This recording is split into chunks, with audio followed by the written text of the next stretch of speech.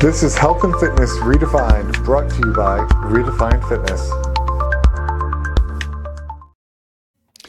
Hello, welcome to the brand new Anthony Amen Show. I'm your host, obviously, Anthony Amen, and we are still working on our intro-outro videos, so don't mind them saying Health and Fitness Redefined, but it's just an old taste of what has passed over the last 4.5 years and what's to come, more fun stuff so we can continue doing the show for you guys. And before we hop into today's guest, super important to note, the only way we grow is if you share this with people. Let everyone know we rebranded to a new name. If they want to find this show, listen to some cool topics. Maybe you're bored for a week straight and want to listen to every single episode in a row. I think there's enough content and it can make you go at least a week with no sleep to listen to every single episode. So without further ado, welcome to today's show's guest, Karen Shanks. It's a pleasure to have you on today. Thank you so much. Excited to have you on here and talk about, obviously, everyone's favorite topics, health and fitness. But before we do that, just tell us a little bit about what got you into the health and fitness world. Well, I'm a doc. I didn't know what I was doing 40 years ago when I thought medicine was the way to form deep, connected, healing relationships with people. I thought, well, I guess becoming a doctor will help me do that.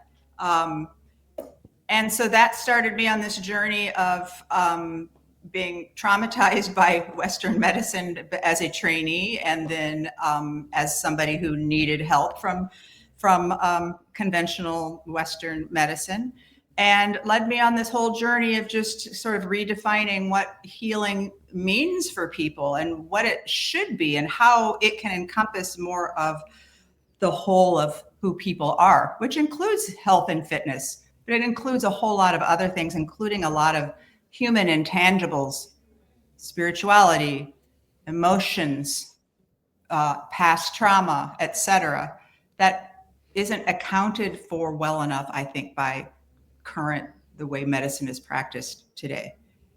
And so that's my journey. That's my call, is to help people understand how much wider healing is and how many inroads there are to living fantastic lives. Yeah, I guess the first point of curiosity is, one, what type of medicine did you end up going into? And then what was that first moment of disconnect that you noticed? Yeah, so I trained as an internist, internal medicine. The first disconnect was in medical school. I spent the first year of medical school learning all the human sciences, biochemistry, cell biology, physiology, anatomy. Loved it. I mean, because it was a symphony of all this systems biology and, how the human body works. And I thought that was like the beginning. Like we were then going to take all that gorgeous knowledge and we were going to put it into some incredible practice, which is not what happened. After that first year, we abruptly shifted into human pathology. What is the disease? What's its name? What does it look like under the microscope? What is the drug that we fix that we treat that disease with? And so on and so forth. And so we shifted from this beautiful, the complexity and, dynamic systems biology into like a completely different model of how to look at people and how to explain their suffering. So that was the first disconnect. And then the next really abrupt disconnect that led to me shifting in a different way was really my first days and weeks in practice as a doc in the community, and realized I didn't really learn things that help most people with chronic problems that aren't suffering from an acute or catastrophic or life-threatening problem, which is what conventional Western medicine is very, very good at. Like that's their bag and that's their genius. But for just the everyday person with, aches and pains, and I don't have enough energy. I didn't learn that in medical school and in my training. I didn't learn about fitness. I didn't learn about nutrition. I didn't learn about sleep. I didn't learn about all those incredibly important things that people need to know in order to live their best lives.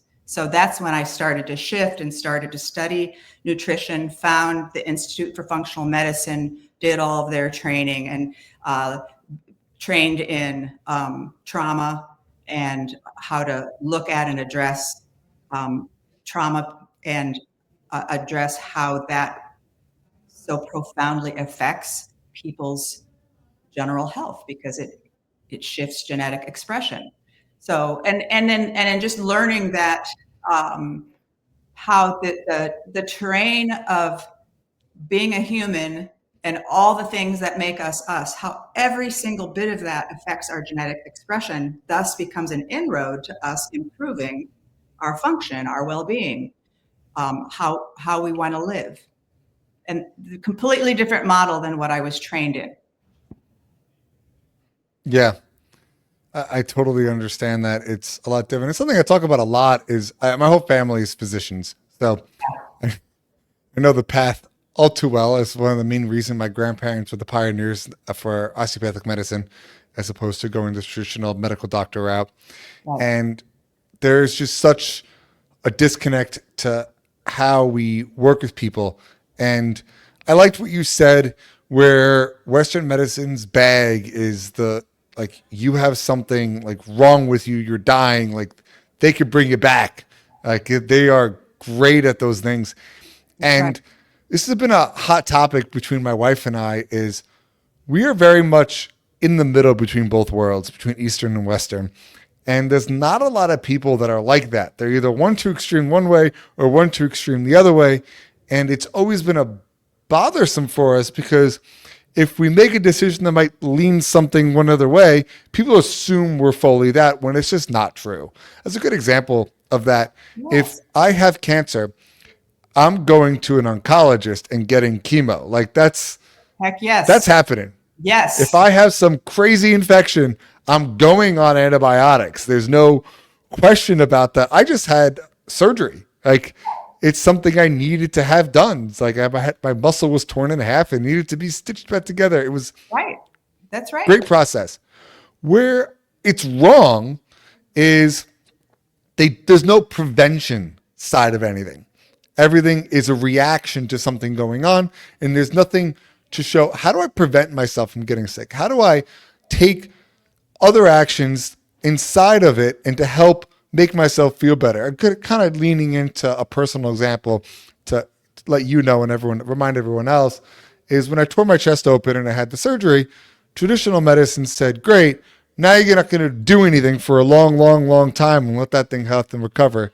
And I'm like, that's wrong. I don't believe in not doing anything. Our bodies were designed to heal in motion.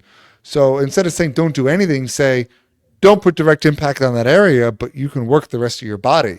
So I did a leg day, day 5 post op. Like once I got off the medicine and everything, and I Mhm. always use the example after like literally 10 minutes into that workout, the blood that was pooled up in my chest that was causing me such pain dissipated out. All that bad blood moved out. New blood came in, and the pain was gone. And I didn't have to take even Tylenol from that moment on. And now I'm hearing, being on what, like 7 weeks post op at this point. Everyone's like, "Wow, how are you so far ahead? You have such better range of motion than most people. Your muscles are a lot stronger than most people." It's like because I leaned into a little bit of that Eastern medicine, we can call it, which is doing those workouts. I supplemented with things I know that work, like creatine, to help make sure I'm pulling water to the muscle. Like I added in some mobility. I once the swelling really slowed down, added in some infrared sauna. Like you can do that stuff as a blend to help carry over. And I wanted to get your reaction to that as a specific example.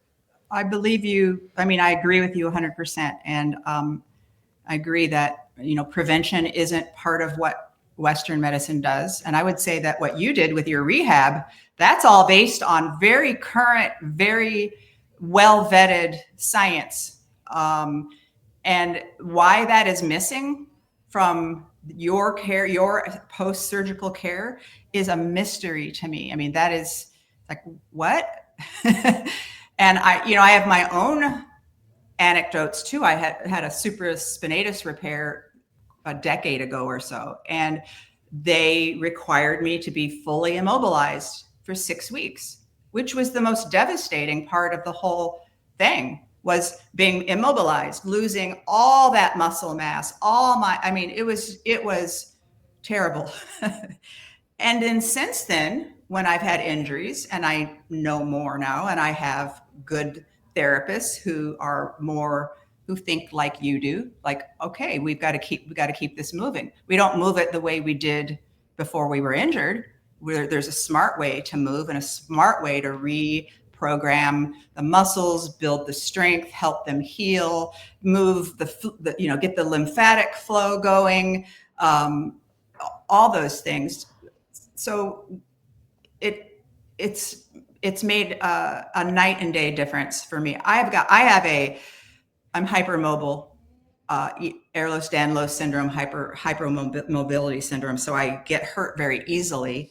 But as I've learned about functional mobility and some of the more current rehab ideas, I don't really get injured anymore. Like I know how to get stronger in a way that isn't going to hurt me, that isn't going to overly stress my, unique connective tissue and such. So, but I've had to go to people who are like outside the mainstream. The mainstream physical therapists are still going to just do, rest and immobility for 6 weeks, and then here's a protocol for gradually getting back into action, that isn't really built on current science, and I think puts people back, makes it much more difficult to get back to a baseline that's really solid,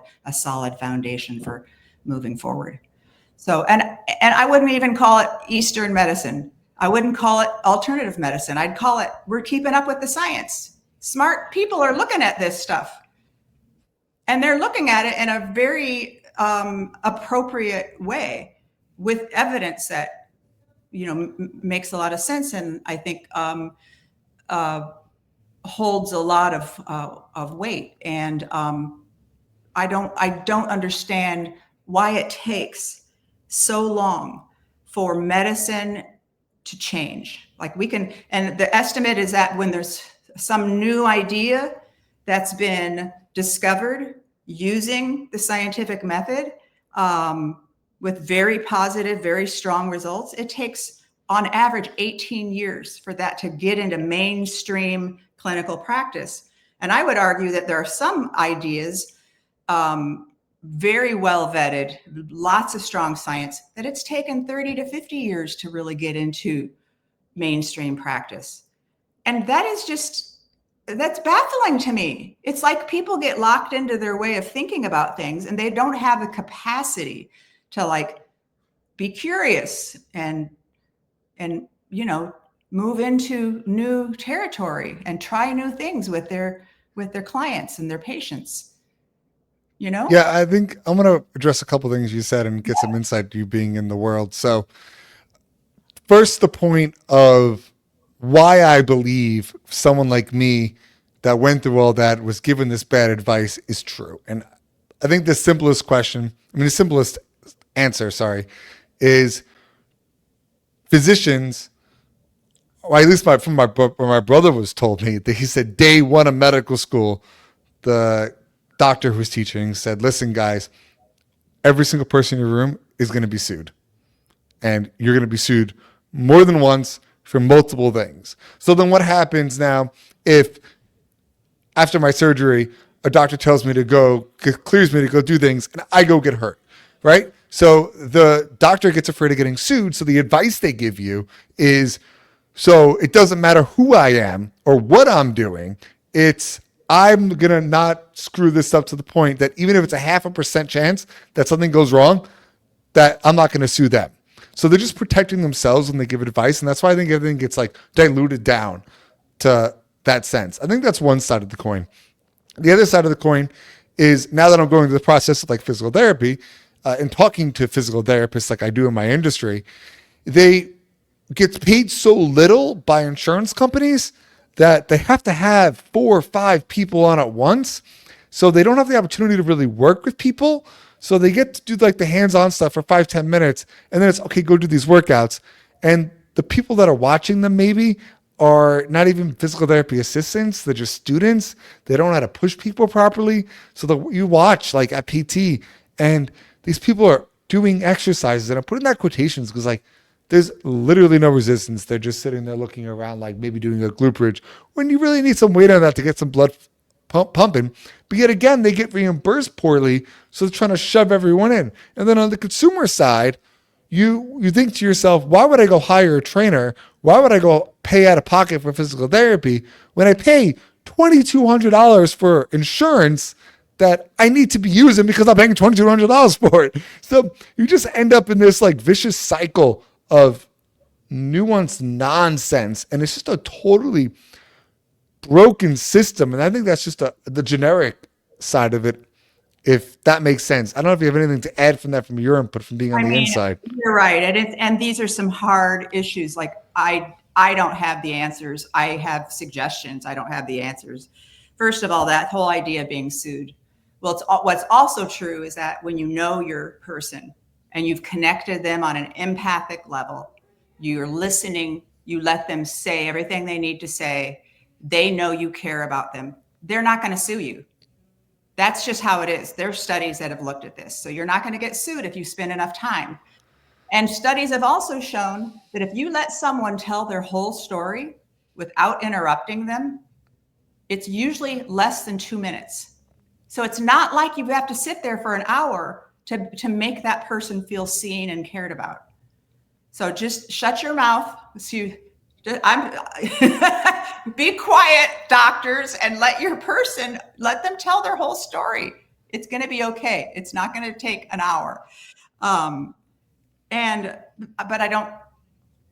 Docs are so rushed and they're so, their mind is somewhere else. And I'm not saying that there aren't lots of incredible human beings practicing conventional Western medicine, because there certainly are. And yeah, the reimbursement issue is a problem. I don't know. The physical therapists I go to give me 45 minutes of hands-on manual therapy. How do they figure that out? I mean, there are physical therapists doing it. And then they are associated with the gym. So they know the trainers out there on the floor, and they create a partnership. And so all your services are offered with different price points. So everybody gets paid a living wage. And there might be something out of pocket for the patient, but we got to pay people. We have to pay for the services we want. And it's unfortunate that not everybody can afford them. And it's unfortunate that insurance, the medical industrial insurance complex has such a stronghold over, every aspect of how medicine is practiced. And the only real answer is for it to all come crashing down and we start over, because it's terrible. Insurance companies have no business dictating how docs treat their patients. And that's all they do is dictate. I will never forget tearing my chest. I am a trainer. I know exactly what it feels like. And the insurance company was giving the doctor a hard time because they wanted to get me an MRI. They said, no, he needs x-rays. And they're like, the chest, he popped his chest. It's like black and blue. Why do we need an x-ray to check his bones? We need to check his muscle. And no, x-ray. And they had to argue back and forth. So eventually I got approval because the doctor really put their foot down. But it's just shows just an insurance company doctor who hasn't met you from a hole in the wall, doesn't give shit about you, is dictating your health when the doctor that's there with you trying to help you, just keeps getting denied. So they keep going with a different option to push things through. The X-ray and the MRI, right? Yeah, it cost them double at that point. Yeah. So, and it probably wasn't a doctor. It was probably that's their protocol, and it was the poor nurse on the other side who, it's just a protocol that they're following. You have to have an X-ray before you can have an MRI. That's how it always is. It's It's wild. it's And now, totally. as a patient, I'm getting unnecessary X-rays that we know obviously like one or two is not going to do anything, but hundreds of X-rays are going to lead to issues. So why would we take that even small nominal risk of doing? 'Cause later in life, I might need a bunch of X-rays. Like if I end up getting some sort of osteopenia, osteoporosis, or osteoarthritis, like X-rays are great for that. But why do it now when I don't need it? Like why do I have to Why keep do it getting at all X-rays? when you don't need it? Why do it at all? That's bad medicine. To order a test that is not needed is just bad medicine, and somebody's paying for that. We are paying for it in our insurance premiums and in the overall cost of all medical services. Let's talk about a topic I've never talked about on this show, which I think is perfect for right now and a good branch into this. How I personally feel about health insurance, and more importantly, what the answer is, because the answers really are what dictate everything. Now, there's a lot of arguments on both sides stating one, health insurance needs to be public, one, health insurance needs to be private. And I could tell you from a fact, this middle ground is what's driving everything insane and was what is not working, why premiums keep jumping and reimbursements going back. Now you dive into both sides, public, private. Public health insurance, go to freaking England, go to Canada, go look at wait lines and see how long it takes to go see a doctor. On top of that, you want to talk about now the government having control about when and where you can't go for certain types of treatments. Now talk about the physicians. People like making money. That's a fact. Physicians like yourself go through a shit ton of school. Karen, is school cheap? Medical Oh, school? no. Hundreds of thousands of dollars, some would say, right? Yep. Yes. And you can't work because it's so much time consuming. Then it's into your rotations and into residencies, into fellowships, which you still get paid like absolute dog shit. So by the time that you're able to actually practice and make some real money, you're in so much medical debt. Like my brother's $500,000 in medical debt that you need to get a higher end salary to really start paying all that off and like being able to afford just to live at this point. And if you have all these issues, what are you going to do? You're going to go where the money is so you can make more. So you're not going to work in Canada where they pay you like shit and get reimbursed like shit, or England, the same thing. You're going to move to America, which a lot of physicians from out of country do. They move here because they make a lot more money. So what the fix is? Full privatization. You want everything private, health insurance companies private, because then it becomes a simple supply demand. If an insurance company is treating you like shit, you don't use them. You go to what the insurance company is treating you right. And then eventually, all the shit insurance companies that don't give a shit about you, that only care about the bottom dollar, that are just looking to maximize their profits are going to go out of business because everyone's going to get smart and they're going to go to the ones that truly care, truly want to help you. They're not going to order unnecessary tests because they're trying to scrape a couple dollars to go by because their margins are slower because they're trying to be there for their consumers. So full privatization of healthcare is probably the only solution out of all of this, but unfortunately, no one can agree from a hole in a wall. So I just think things are going to get a shit ton worse. What's your reaction to all that? How about we improve how we practice medicine first? Because The question is, what you're talking about is access to care. That's yes, really important. It's a very important issue.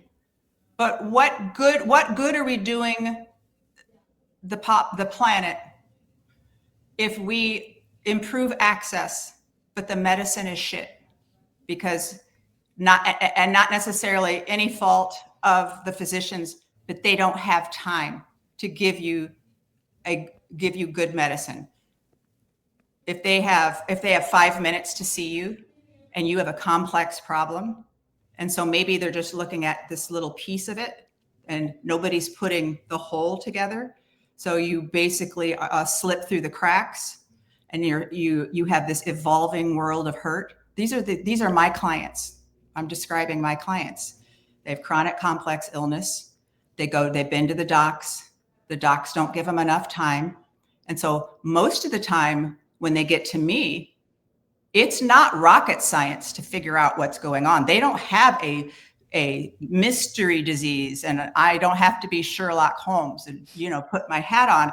I just have to hear the whole story, look at all their records, perhaps do some more comprehensive testing, and we figure it out.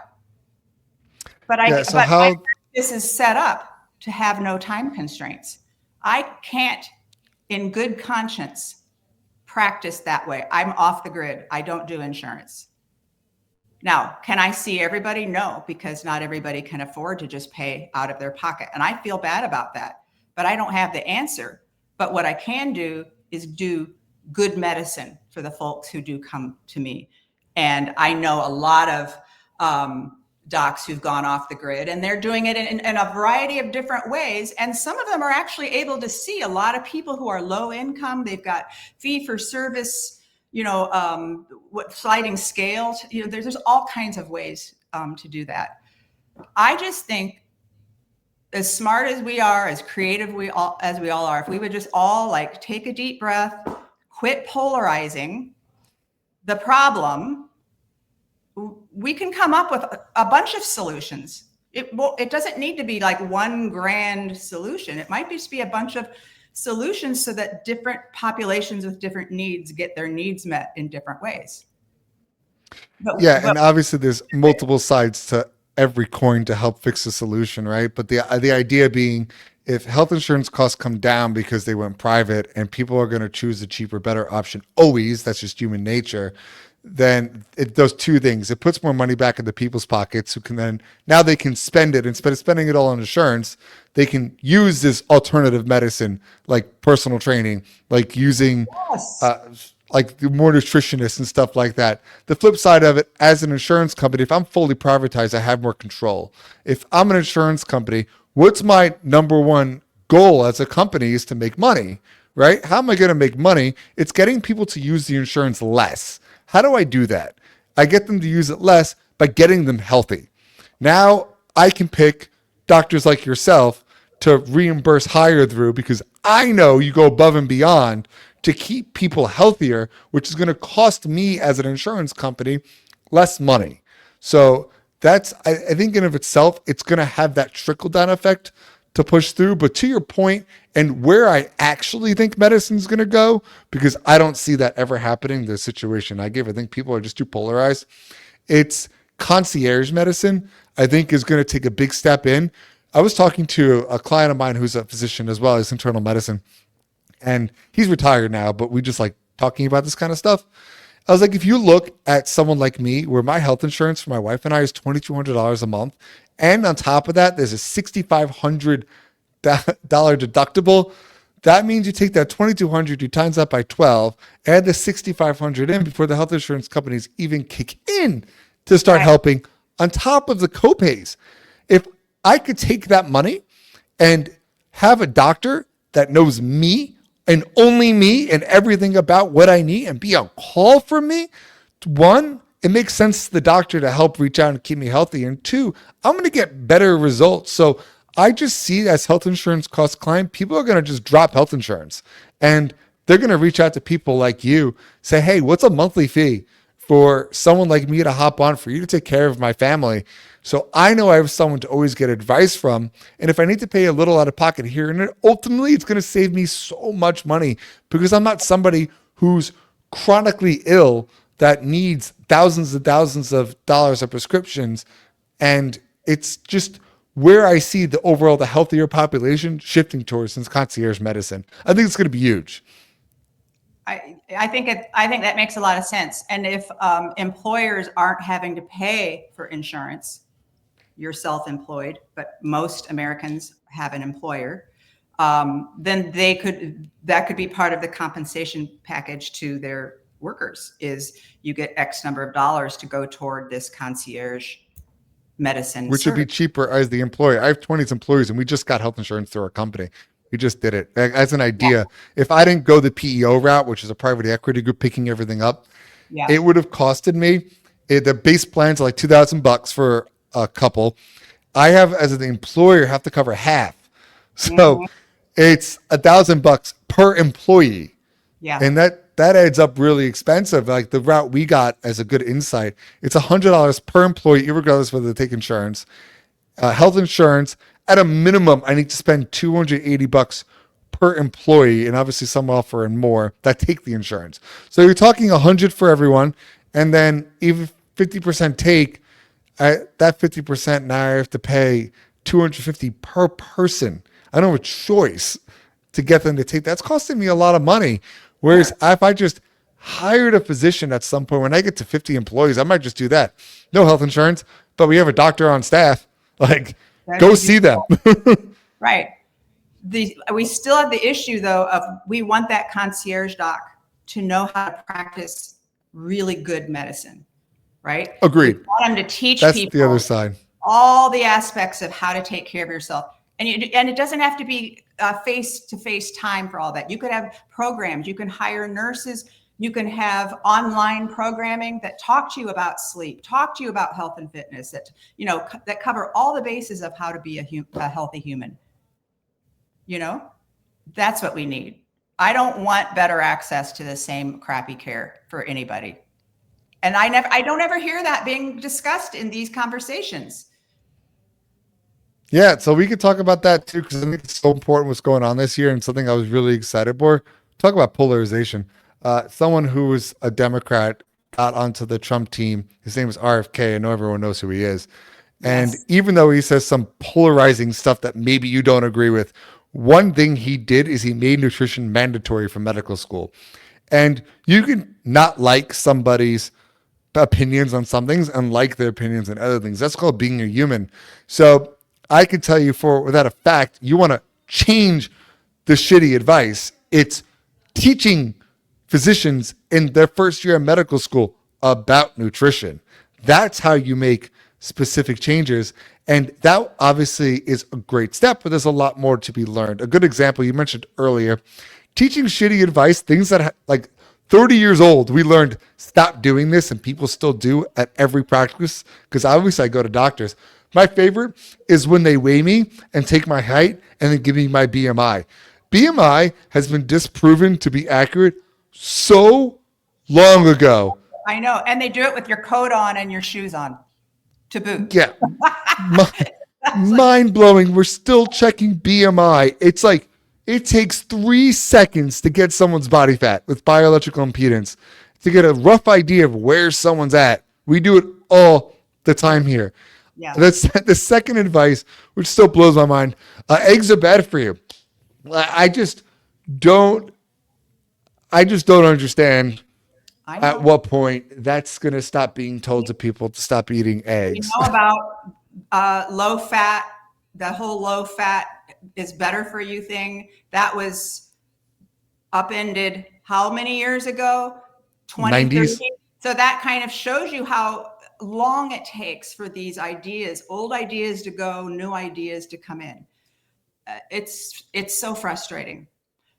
But here's the thing. 100% nutrition should be taught to physicians. I mean, come on, that's the basis of their systems biology. That is one of the most powerful tools in the tool kit. But hey, let's teach kids start in kindergarten, preschool. That's where we just need individual people to take responsibility for what it means to be a healthy human, how to become a healthy human, and then to have that agency about, going about that in their lives. Physicians aren't in charge of our health, for God's sake. They're just our support team. We hire them for a job that we need to have done, but we better know what that job is and how we want to go about it. That's what I try to do with all my clients, empower them to be in charge of their own bodies. And we've been disempowered. We've been disconnected from our own bodies. We don't even know what we feel half the time. I'm not talking about you and I, but just, in general, there are a lot of people who can't even just describe their pain because they're so checked out from their inner experiences and what they're feeling and what the sensations that are in their bodies. We just need to reconnect people, not just with their bodies, but with their personal agency to run their own show. Yeah, and you're 100% right. It's just empowering people, and I love the example. And this is my favorite line. I know I use it all the time, but it's great. We all understand we live in a home and an apartment, right? We all have those, and we take control of that said living space. Like, meaning, I generally know is going on in my house as far as when things go wrong. Let's say I have a plumbing issue, right? Am I going to call an electrician? But yet, with our bodies, we do this all the time. We call the wrong people to do the wrong specialty to help us out and give us advice. So it's just, if you want to really control your body, pick the people for that specific thing you need to get help from them. As a business owner, I'm not going to hire a salesperson to be my head trainer, right? That doesn't make any sense. I'm not going to, there's so many things you can just look at this and be like, take control of it. And you don't need to know everything. You're not expected to. Like, as a business owner, you don't know everything, but you know a little bit about a lot of things. And then you just need enough information to know to hire a specific person that specializes in that specific thing, not right. everything else. That's right. And your doctor is a person you are hiring. You're not handing yourself over to, the great omnipotent person who knows what you need and how to fix you. That's craziness. That's not how it is. And people don't know that. People don't realize that. I just want them to take control of themselves. And then, like, as you say, you don't have to know everything, but recognize when you need help and then call it in and make sure you understand that you're hiring someone for a job. And if you don't feel right about it, go somewhere else. Facts. I think the next practical question is, because I know we went a lot about what's wrong, but it's action steps are everything. So what is one big action step you would like to see people take first in order to take that control back? And what is something you would like people to focus on first to start feeling better? Yeah, no, you can take control. That it is your domain. Everything about you is your domain. It's not anybody else's. And the first thing you have to do is have a way to, like, check in with yourself, to observe yourself, to be the witness of yourself, to know how you're feeling. Know, if you're sitting with a doc and they're not listening to you and they're giving you a list of things and it doesn't feel right in your body, this isn't right. They're not really listening to me. Trust that. Trust that.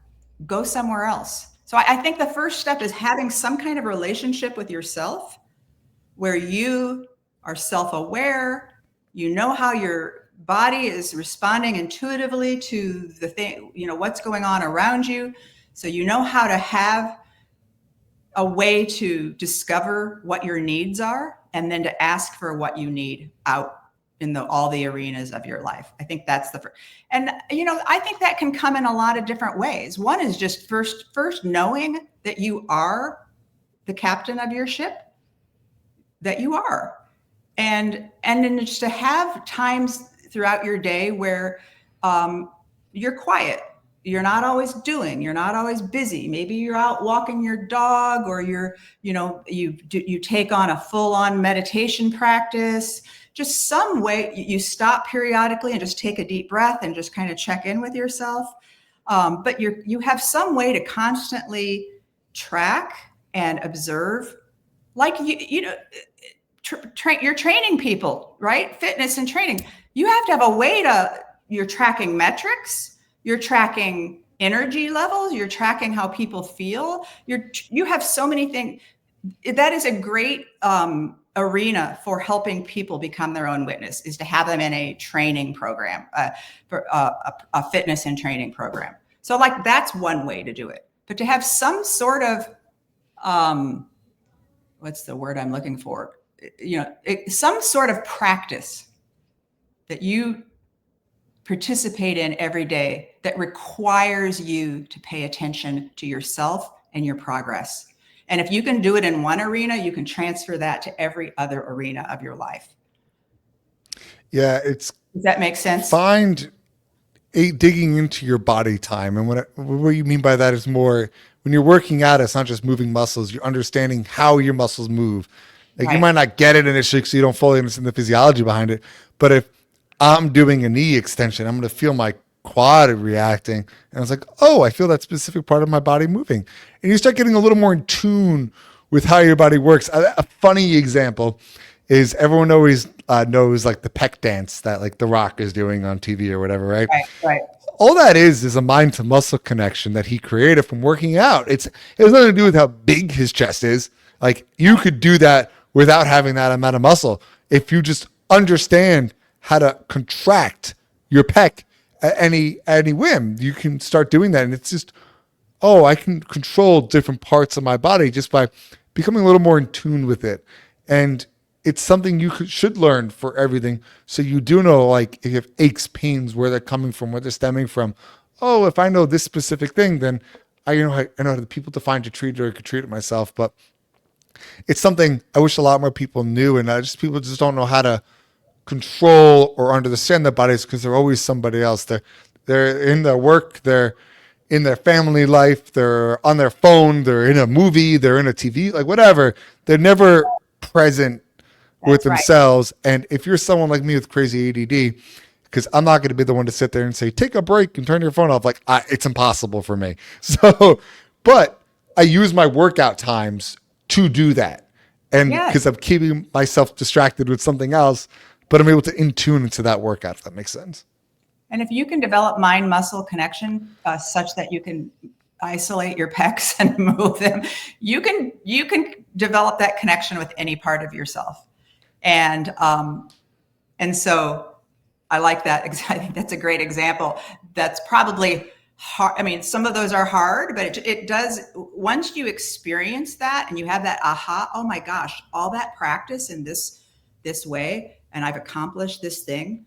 Wow, that's my brain. That's neuroplasticity. That's all this potential that's like built into my body that I have control over. And so it's also educating people that they have that control. There is this thing called epigenetics where you shift your genetic expression in all these infinitesimal ways.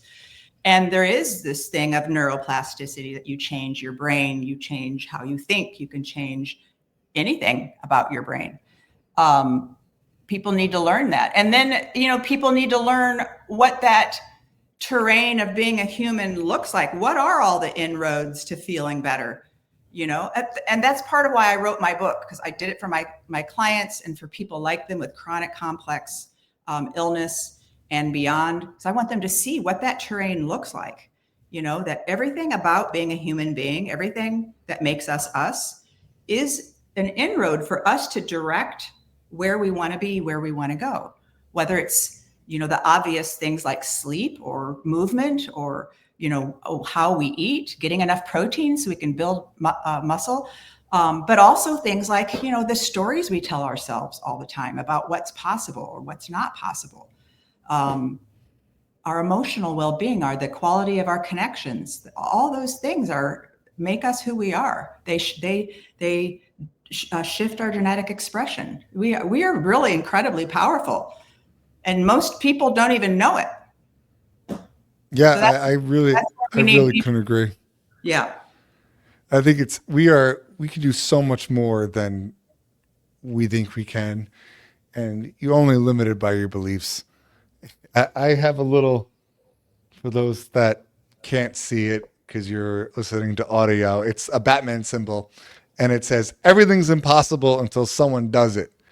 And there's always been things that people have deemed as impossible, but then someone goes and do it. My favorite is the 5-minute mile, where for years and years, it's impossible to get under 5. It's impossible. It's possible. It's possible. Someone does it.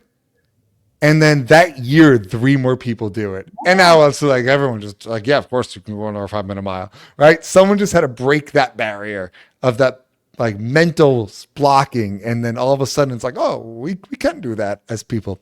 So I really couldn't agree more. Karen, I do want to start wrapping this up. So I'm going to ask you the final 2 questions I ask everybody. First question is, if you were to summarize this episode in 1 or 2 sentences, what would be your take home? Oh, wow. Get to know yourself, be empowered. You are the captain of your ship, whether you hand it over to someone else to steer for you or not. That's your choice, but you are in fact the captain of your ship in all things. I love that. And the second one, easiest of all, how can people find you and get a hold of you and learn more about you and your book? My website, KarenShanksMD.com. My new book is Unbroken, Reclaim Your Wholeness, and it's out now. I love it, Karen. Thank you so much for coming on. Thank you guys for listening to this week's episode of the new Anthony Amen Show. And don't forget, like it says behind me, fitness is medicine. Thank you guys for listening to this week's episode of Health and Fitness Redefined. Please don't forget to subscribe and share this show with a friend, with a loved one, for those that need to hear it. And ultimately, don't forget, fitness is medicine. I'll see you next time.